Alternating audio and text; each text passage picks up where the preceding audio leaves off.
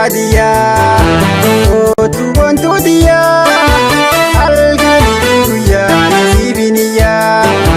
Ani sifadiyyaa kootu boona kiyyaa jaalala galgoomu mana wayyaa.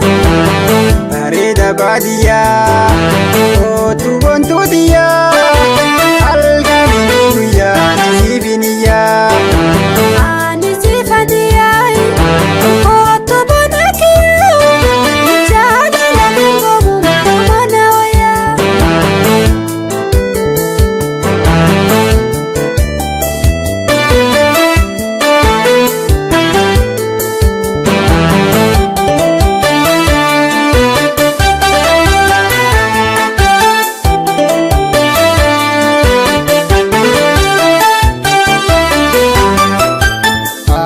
Maleen qabu hiriyyaan tosuma jaalallee ijoollummaa kan jaallesuma.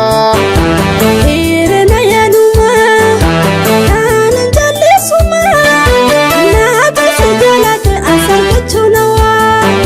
Afaanin na jaalata jaalala sobaati hiriyyaan dhuguma namaaf jaalata. Yaa jaalallee kiyyaayi.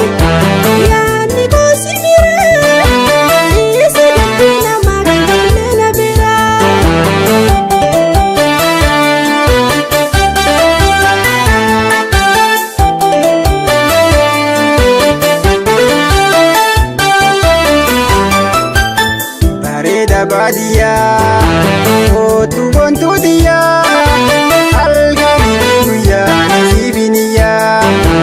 Ani sifadiyyaa kootu boona kiyyaa jaalala galgoomu mana wayyaa.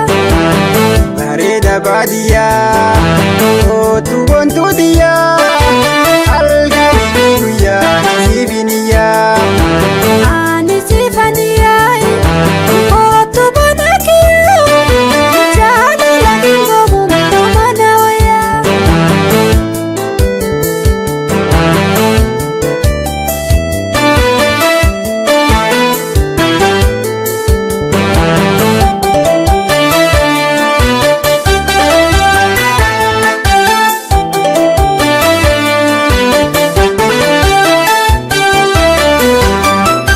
Biyyarraa fagaadhus ansiin irraan fadhu bakka jirutti na yaadadhu. Silaka jaalalaa wal bira nu wayyaa dhiira nu geessinaan biyya biyyaa.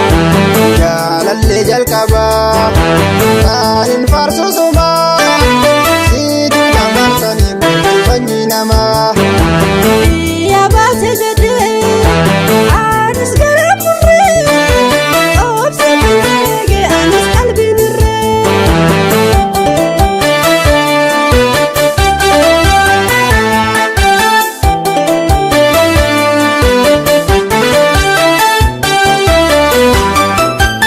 Bareeda baadiyyaa kootu boontuu diyyaa halkanii guyyaa nasiibiniyyaa.